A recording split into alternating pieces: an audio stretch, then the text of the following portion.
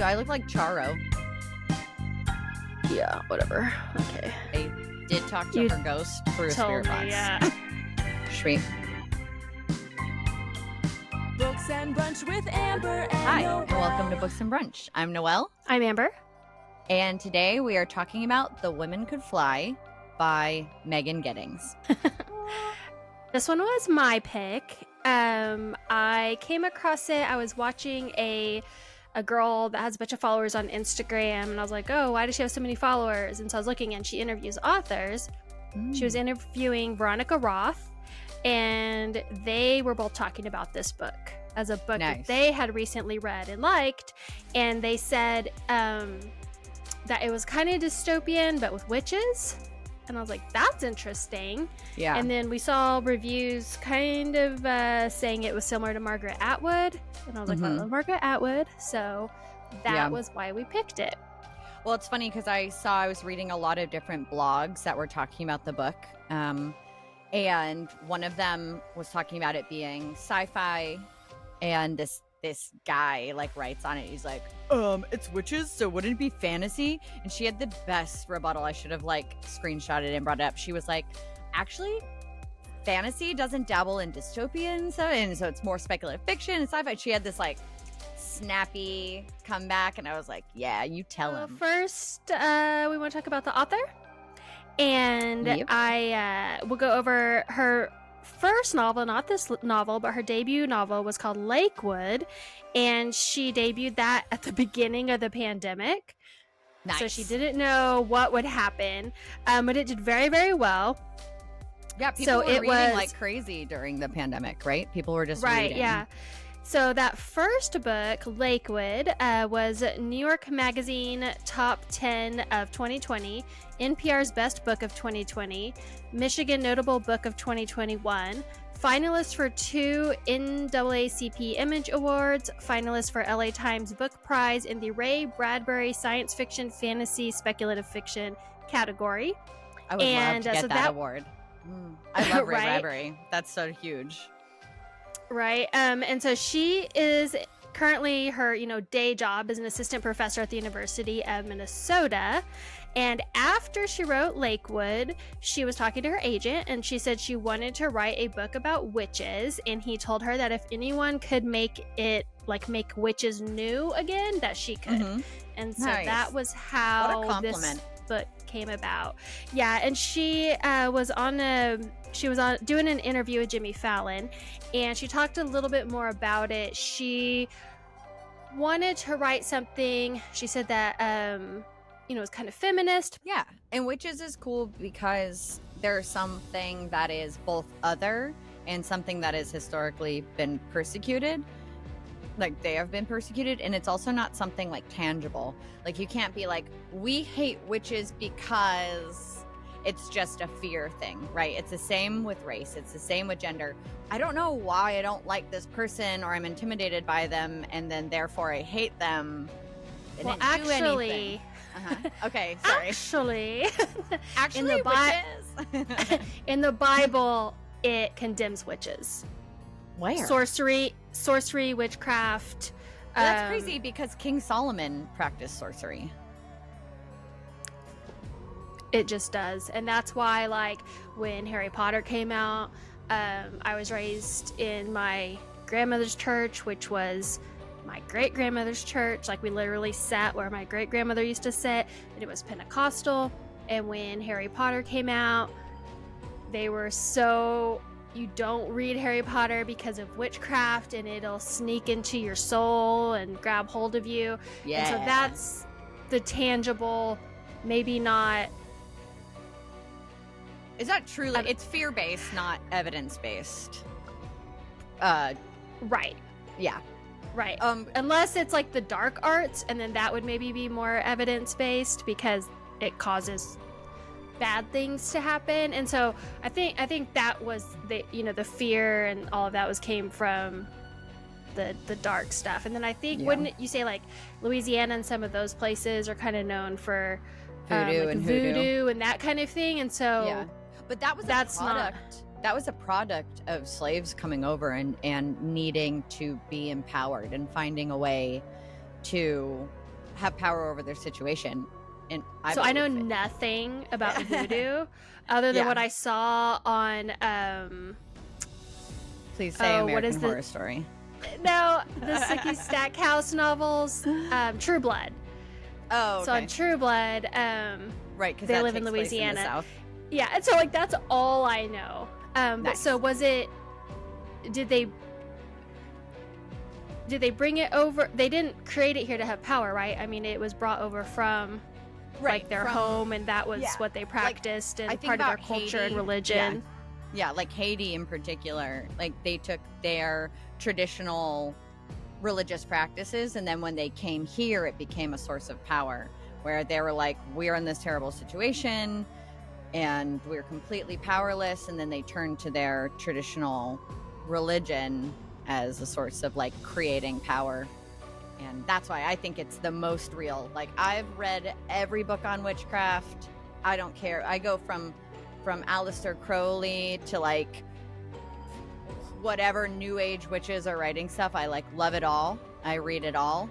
But the voodoo and the hoodoo shit is the realest. Like, you know what I mean? Like, you don't fuck with Papa Legba unless you're ready to go all in. You know what I mean? No idea what you mean. Okay, I've got personal stories. One day we will do a witch episode or a side thing. But anyways, so for this episode, I wore my witchy shirt. Oh wait, where is my camera? Yeah, if you're listening to this, we also are on YouTube. So yeah, that's why Noelle is showing things. Oh yeah, that's right. And I have I brought my tarot cards out and all my crystals. So nice. Yeah. Show and tell. What did you bring to the witch episode? Nothing. I brought a drink. Oh yeah. So that's a good point to talk about our brunch recipe. Yes. So I made brunch. Amber made a drink. It's kind of like we both bring something to the table, literally to the brunch table. So I made a smoothie bowl. I'm going to post a picture of mine that I made on Instagram. However, I was inspired by a recipe from jaroflemons.com, which is a recipe blog, and she's amazing. Her name's Christine. If you want to see a really pretty picture, that's what I used on our recipe. I gave her credit for it. That's her smoothie bowl. My smoothie bowl, not quite so vibrant and beautiful, but, to each her own.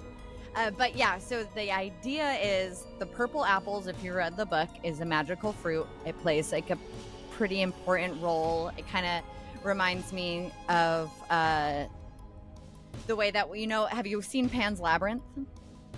No. Okay, well, in Pan's Labyrinth, if you go to the other side, you're told, like, don't eat the food, right? And then, like, fairies, you're not supposed to eat the food. When Persephone went to the underworld, and then it was because she ate half of that pomegranate that she was stuck there half of the year. So I think that when I immediately encountered the purple apples in the story, I was like, oh yeah, we're using that in the recipe. Yeah. And then I was at the grocery store, and I saw, I was in the alcohol aisle. And I saw there's this vodka that's made in New Mexico, which is where I live, and it's called Teller's Vodka, and they had a lavender blueberry infused vodka, and so it was like dark, like purple, almost blue. Yeah. And so I just mixed it with club soda. I love that. You could probably like get more creative, and it was darker, but my ice melted, so now it's not as dark. It looks pretty though. Plus, I was scared of making it too strong, and so it's like mostly club soda. But I have I took pictures of the bottle and the label and everything, and that will also be up on our Instagram, and it is Books and Brunch Cast on Instagram. Yeah, and it's awesome.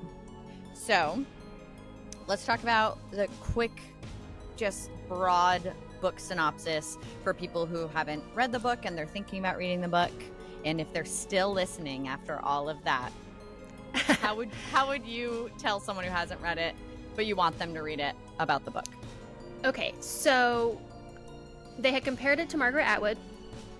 I don't think the writing style is like Margaret Atwood, but I think what they were getting was similar themes of women being controlled and held down. And so in this book, witches are real, and only women can be witches, although some gay men are accused of it. And it follows this girl, Josephine. She's in her 20s, and they require women at the age of 30 to be married, and they can't work outside the home, but I think some can get approved to work outside the home, but the man is in charge of them. Right. He owns everything, and this is in case they're a witch.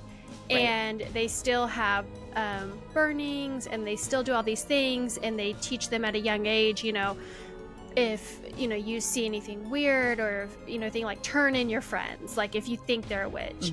And so there's just extreme control.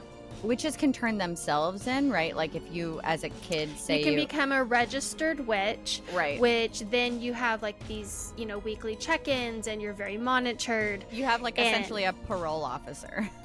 Right.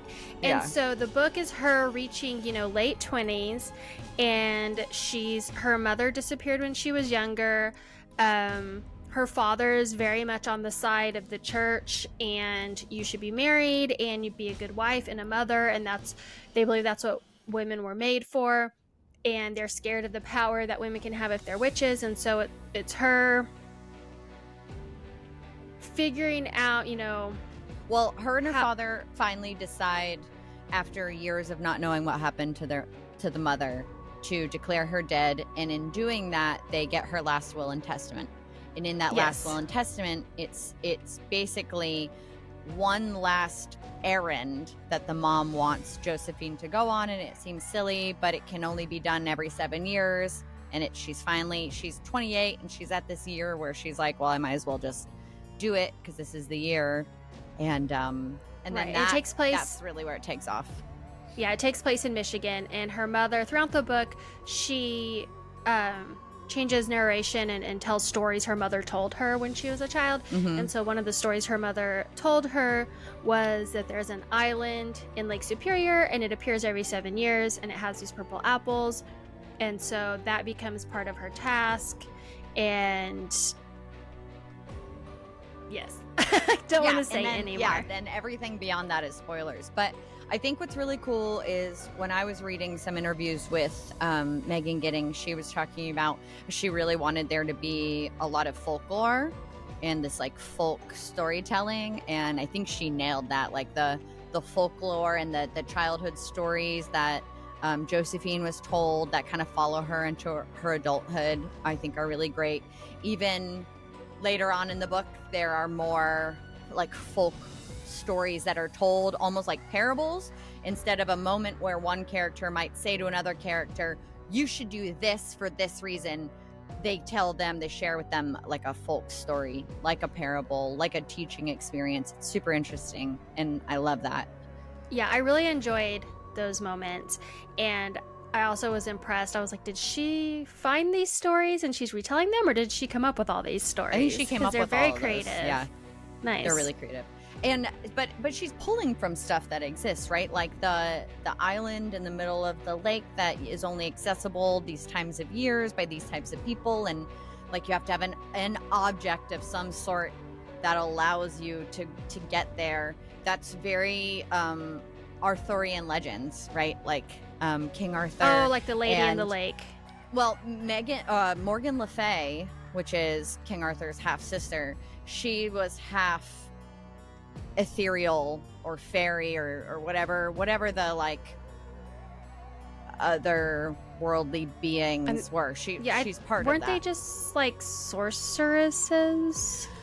Well, she had powers, but so did you ever read The Mists of Avalon by Marion Zimmer Bradley?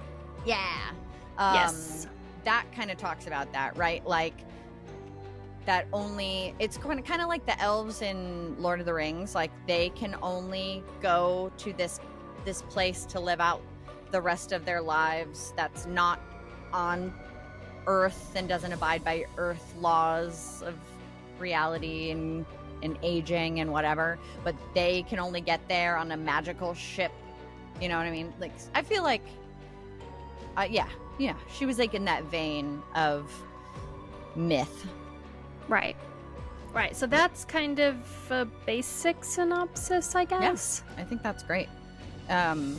So initially, you're 5 chapters in. What do you think? Writing style, just general kind of like vibe, energy, pacing.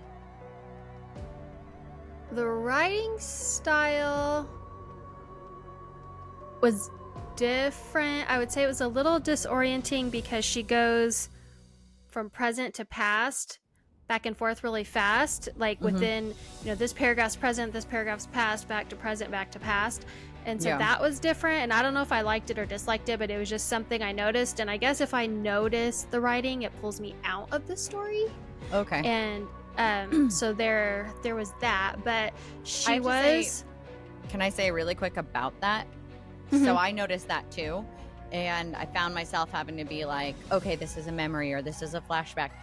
But then I started thinking, that's trauma brain, right? Like, so when you've experienced trauma and you haven't dealt with it yet, random little things in the present bring you right back to that. So when she was right back to being her childhood and her mother's missing and that trauma, and it was like someone said something or she saw something and boom, like memory.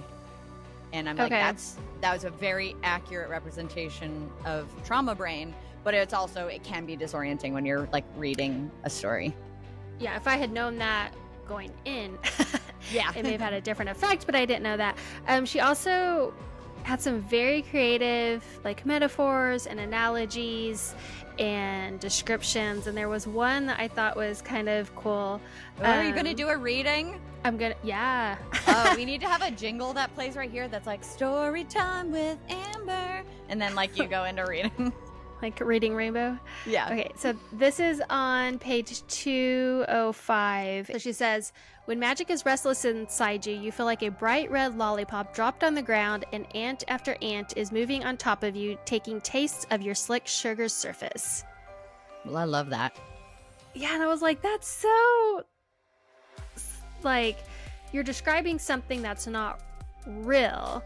Right. And so you have, like, in our, reality, and but so you're you have to come visceral up with descriptions. Yeah, so I really liked that. If I had to say her writing style reminded me of anyone, it would be Elizabeth Bishop. So I'm going to read just a passage from her poem, The Fish. This was written in like the 60s. But think of what you just read about the ants and the lollipop and the slick, all those words. Okay. Here and there, his brown skin hung in strips like ancient wallpaper, and its pattern of darker brown was like wallpaper, shapes like full-blown roses, stained and lost through age, speckled with barnacles, fine rosettes of lime, and infested with tiny white sea lice. That's pretty, but it is too purple for me. Too purple? Yeah. It's, like purple prose. No. Do you know what that means? Oh my God, do I know something that you don't know? You do! I've never heard purple prose. What's that mean? So purple prose is where it is very flowery and descriptive, and it's almost like you get lost in it. Like, to me, when they call that very purple. So like for me, when it's that purple, I'm like, what are they saying? Because where are it's we? So much. She's just describing a fish, a dead fish in that poem. poem. It's so much about the prose, and it's just so overly descriptive. Yeah. And that's a style, and it's called purple prose. Is it called that because it's like they've beat the point so hard that it's left bruised? I don't know. That's why I would call it purple. Like, we get it. Stop punching that horse. It's dead. Yeah, maybe. So initial thoughts. You liked where the story was going. Did you like the pacing? I thought probably the last third of the book, it really got going. I felt like so much of it focused on losing her mom when she was little. Right. That it was like, yeah, we get it. Yeah. Okay, yeah, now we're talking about that again. And it was so much that I was like, okay, like, where's the story going? It's funny because I thought it was interesting that the mom, they had like an unsolved mystery episode dedicated to the mom. Yeah.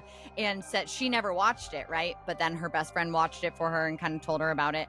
And I think about that because as like a really young kid, I loved watching like Lifetime Channel and Investigative Discovery and Unsolved Mystery. And I used to always think as a little kid, like, there's someone out there that like that's their mom and they must be watching this being like, that's not how it happened. Let's talk about the protagonist. So the main character is Josephine.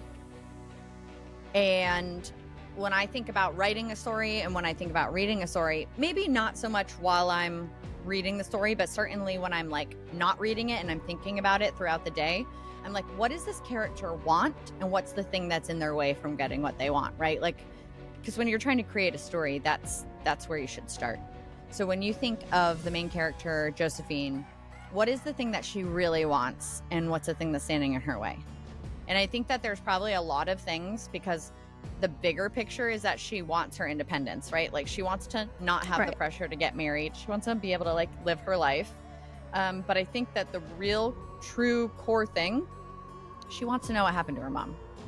Like that's the thing. Yeah, I think she's pretty complicated. So she wants closure with that and to be able to move on with her life.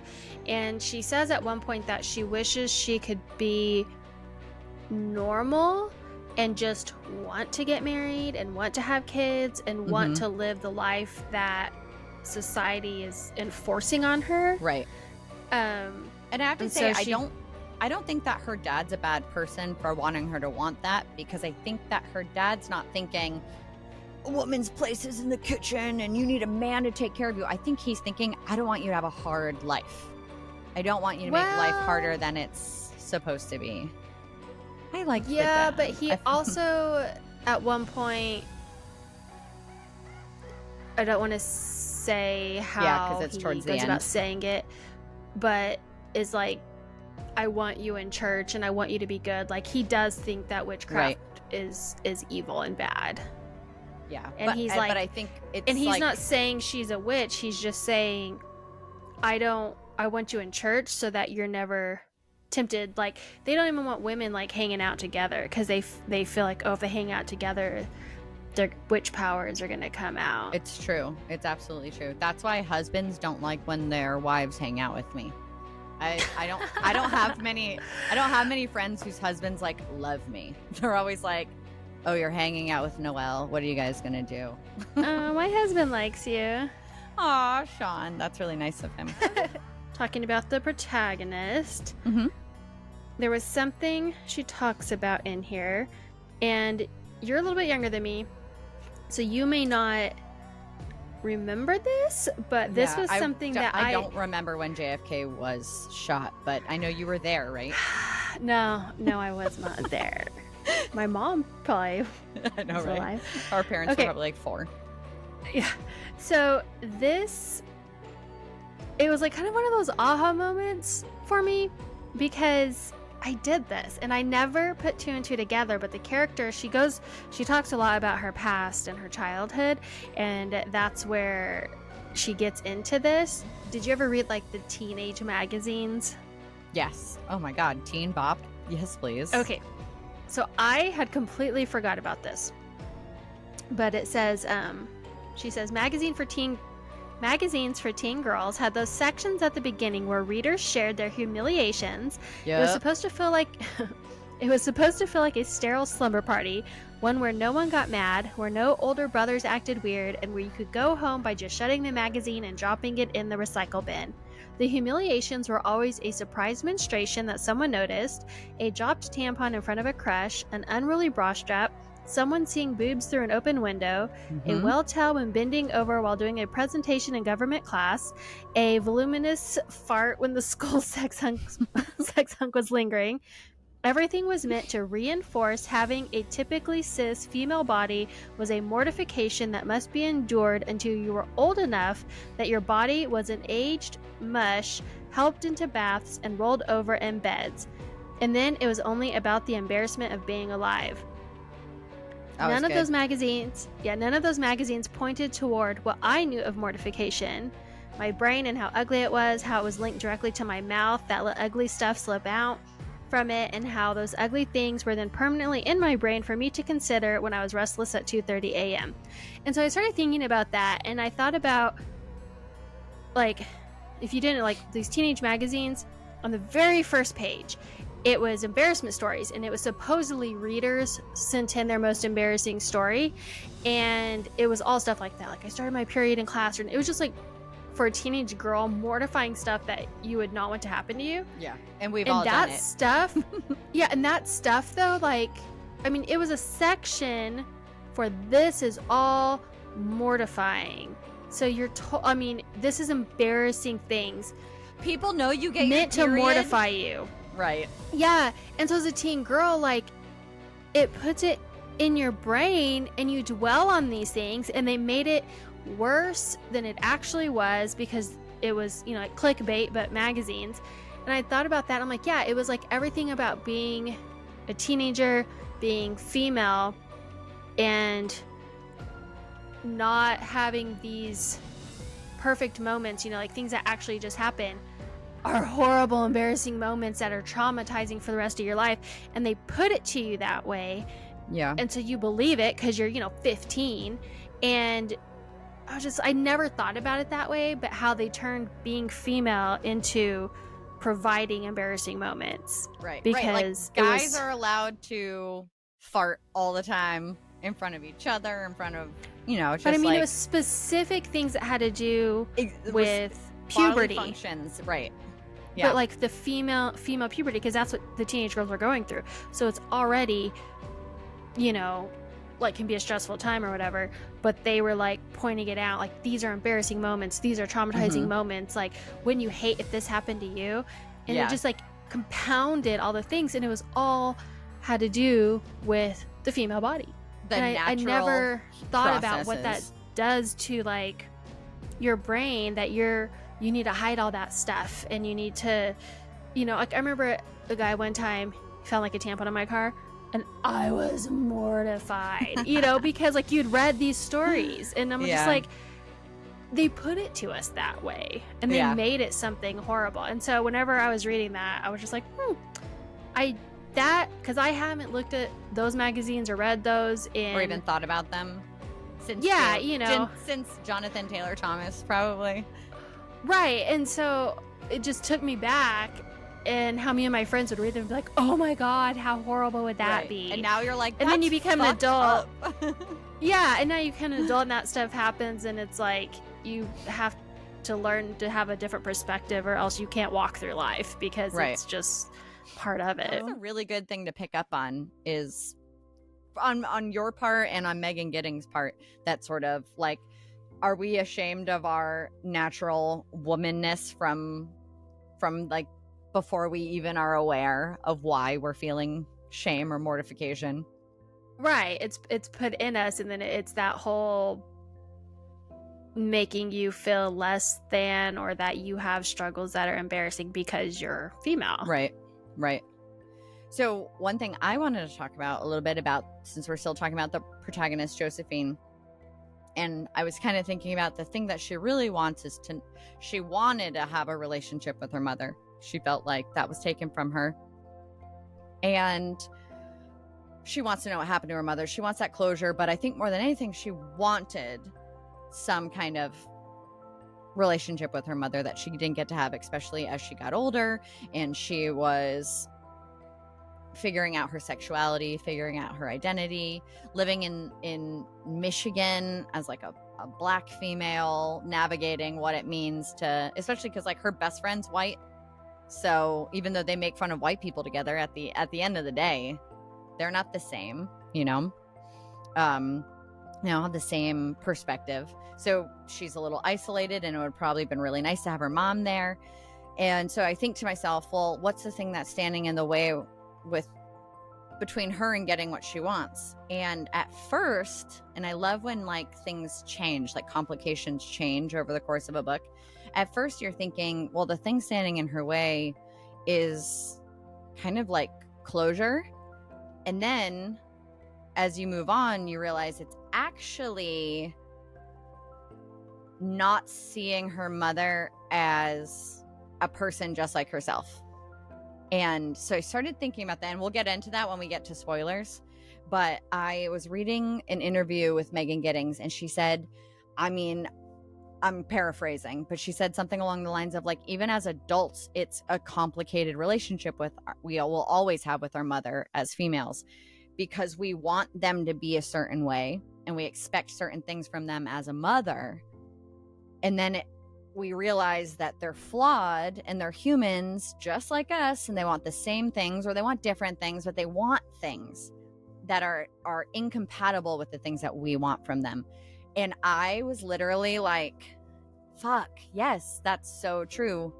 Because I think that that's why, I mean, I don't know what your relationship is like with your mother, but my mother is amazing. One of my favorite people.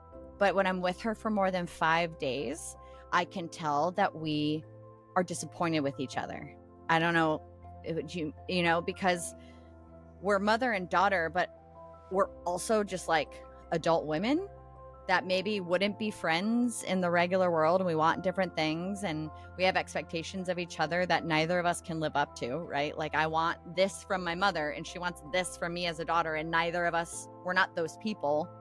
We don't want those same things. So after like 5 days of like, I love you because we're family and we have this history and you're amazing, then it's like, cool, we're both a little disappointed. Let's not talk for like another 6 months, and then when we come back, we'll forget that we're disappointed in who we've each grown to be. And but like, to hear that Megan Giddings was working out that issue in this book made sense, because that was what I was thinking about the whole time in the book. So from this point on, I think we should talk about spoilers. Yeah? Okay. What do you think? No? Too soon? Yeah. Okay, because I want to be able to say, when she finally sees her mother again, when we realize that the mother has not died, committed suicide like Joe thinks many times, and has struggled with even almost being tempted by following suit.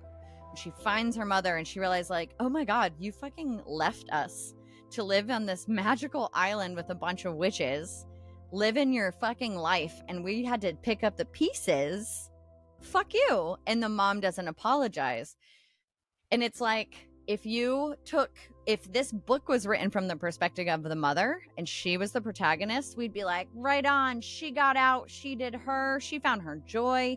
Fuck society, fuck all those expectations. Like, that mom is a feminist icon. But because it's Josephine's perspective, we're like, what a bad mom. Like, right? We're internalizing it. Because my first thing was like, fuck that mom. What a bad mom. And then I was like, oh my God, but she's not just a mom. She's a person in the same society. Yeah. Even if it had been from the mom's point of view, though, I would have thought, what a piece of shit. Because I had a parent who abandoned me. Yeah. Oh. And so I'm like, you're being selfish.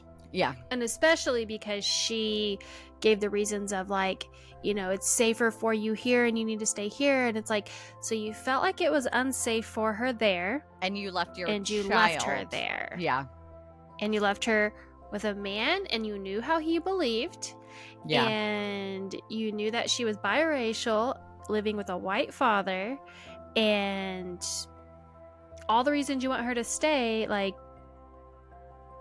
you left her, you know? Well, and on top of it, she kind of taught her as a child. Now I'm like flip-flopping. Now I'm like, yeah, fuck her. As a child, she basically like was like, magic isn't real. None of that is real. So then to literally disappear and then have your daughter come find you on a magical island and be like, just kidding, it's all real. Like, she wouldn't be like, you fucking ruined my life.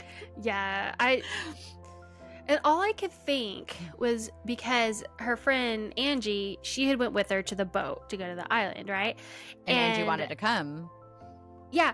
And I'm like, Josephine, like, you just stayed and she's just waiting for you because you said it'd be a couple hours and she's just waiting for you. Now they think you disappeared. I didn't even think about that.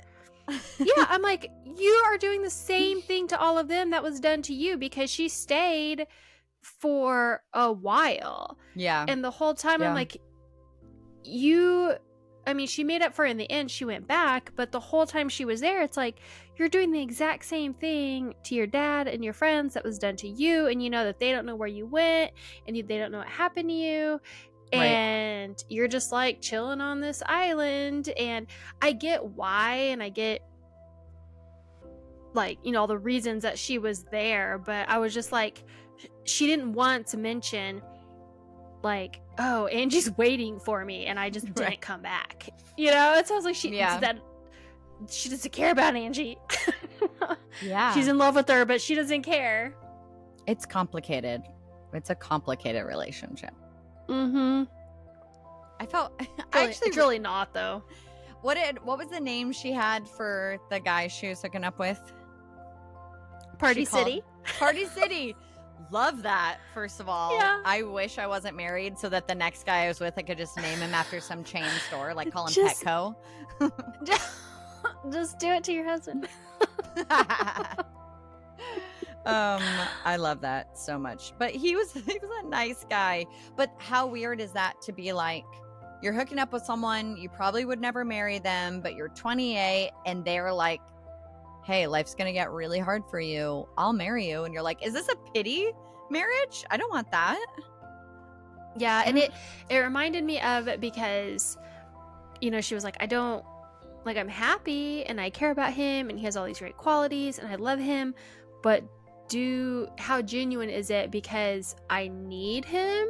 Right. And so it reminded me of like when like a girl gets pregnant and so she marries the guy like because she's with him, yeah, and it's like, would that have happened? Like, would we have got married if that wasn't the situation? I think about it every day. It's like a wicked laugh. No, anytime I have more than 3 drinks, I'm like, what did we do?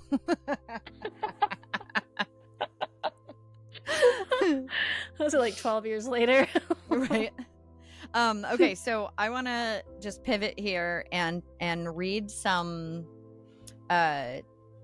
different reviews I found on the book that are all they're all really different, and then talk about what we thought in comparison to these people. So I was on, first of all, Feminist Book Club. Love them. Have you listened to or read their blog? No. They're great. So I was reading one of the blogs by one of the contributors on Feminist Book Club, and in her synopsis, she points out kind of when we talk about themes. Let me just read what she writes. The Women Can Fly is a story about power and fear. Women have been granted real primal strength, and the men who are in authority do everything they can to legislate it, ban it, minimize it, and protect themselves from it. This world, then, is not so far removed from our own. So the Feminist Book Club, and of course this is kind of their shtick, they read the book as political. It's political. It's about body politics. It's about racial politics. It's about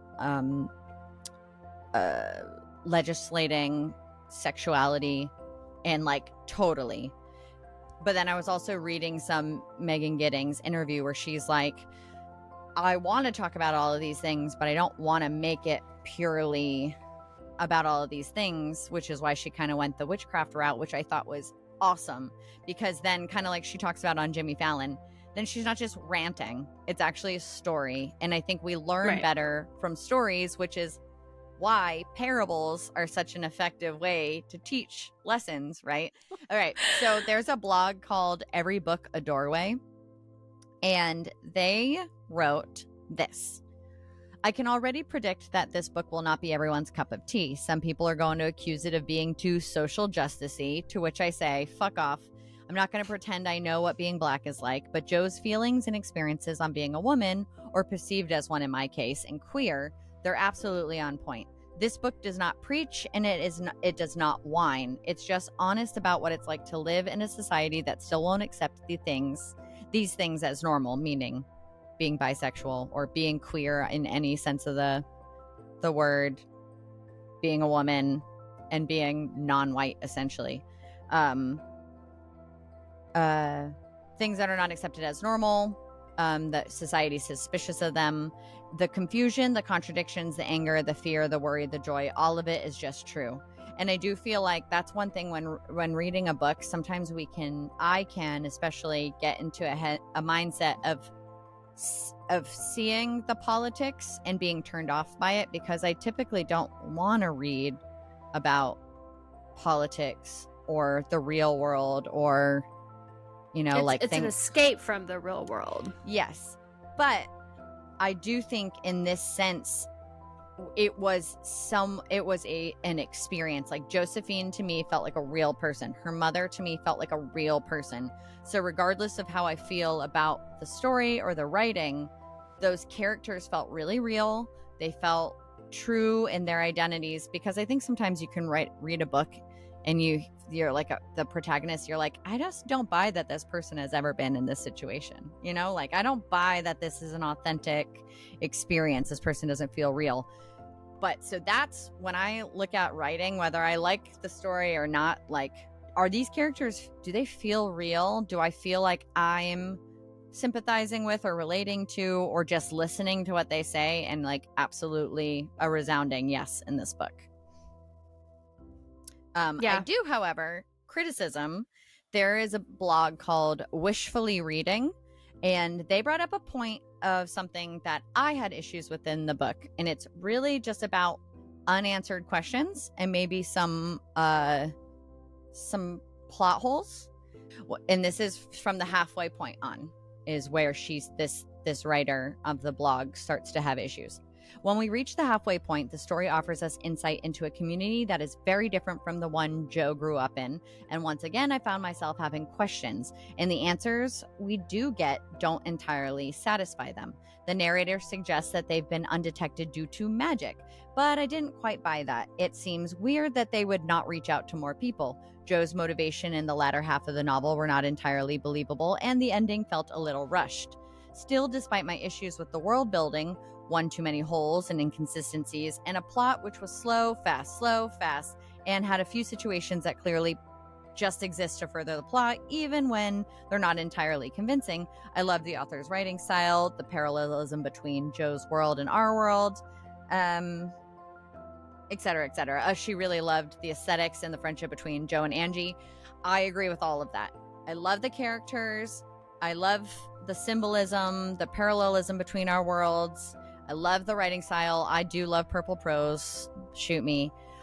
But I did feel that there were some issues with some of Joe's decisions towards the end, of first leaving the island and then coming back to the island, and how the island exists, and the fact that one of the people from the islands was able to like leave despite they had told us how hard it was to get there and how hard it was to leave. And it seemed like towards the end of the book there was a lot of going back and forth to the island without any issues.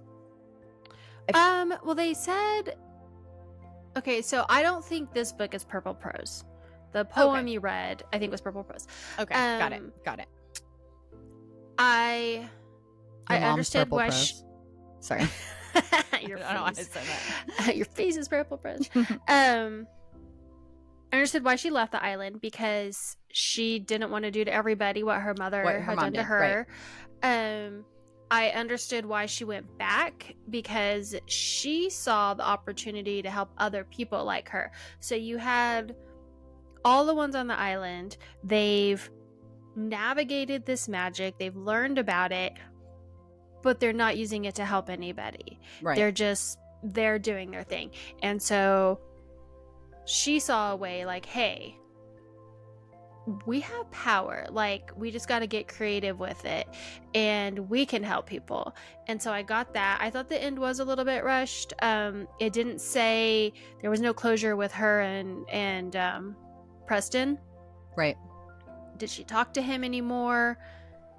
Did she, like, what happened? And then, like, with Angie, I thought it was going to end with her taking Angie to the island to escape that arranged marriage and all of that. And so I was surprised that she didn't. It seemed like that was a way to, tie it up in a nice little bow. But anyways, brings up really good discussions. I have got a lot of friends on my list who I think are going to like this book that I'll recommend it to for sure. I think a movie would be very cool because of all of the Hell yeah. visuals, like the stuff yeah. she describes on the island would be amazing. So cool. And what a contrast to the witches in, like, I love Practical Magic, both the book and the film with Sandra Bullock and I've never Nicole watched Kidman. that.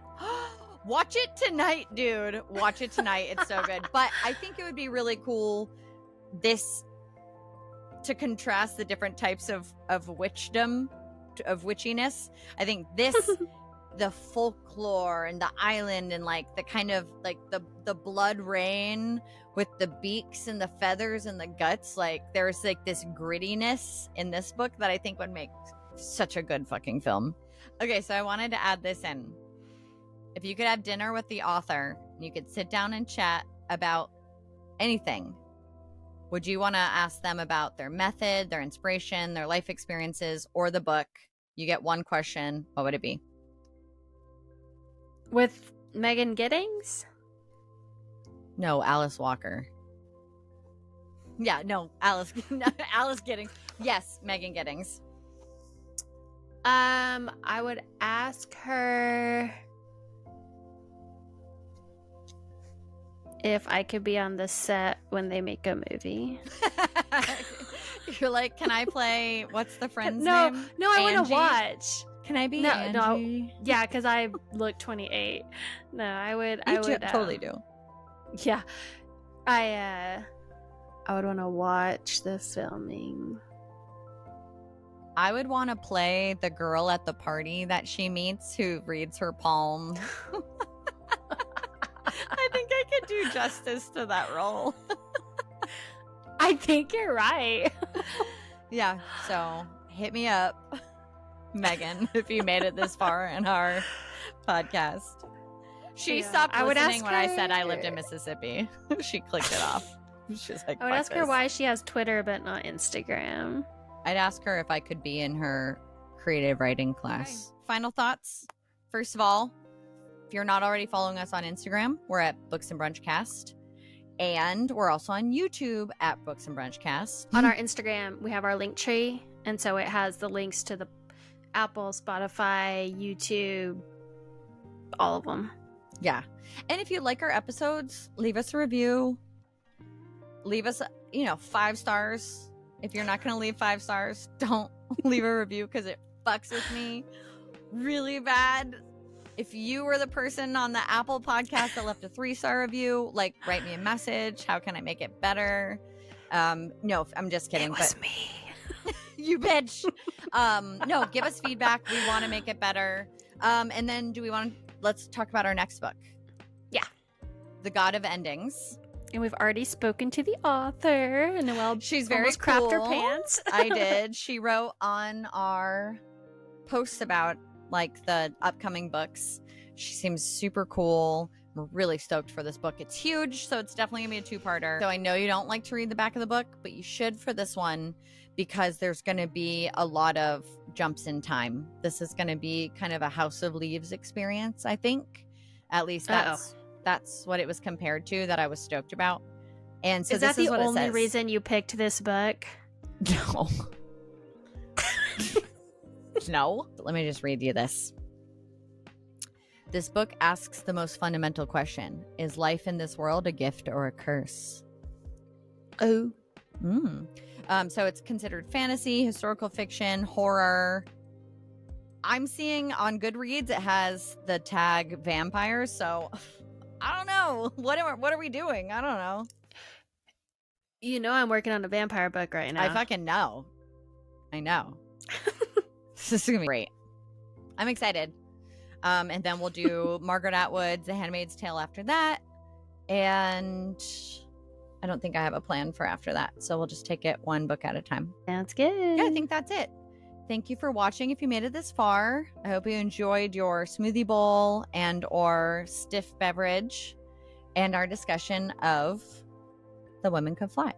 And if you haven't read it, read it. If you have read it and you have thoughts, if you disagree with us, if you agree with us, if you just want to interact, reach out to us on Instagram. We love talking to you guys. Right on our YouTube channels, because the more our YouTube videos get comments, the better that is for the algorithm. So write horrible things, write nice things. Tell me I have a huge nose. Tell me how sweaty I was in the last video. I don't care. Write on them shits. Right on them shits. Right on them shits. That's going to be on a shirt. We hope you guys have a wonderful rest of your day. And we're going to start on the new book, and we'll see you in a couple weeks. Bye. Bye. Books and Brunch with Amber and Noel.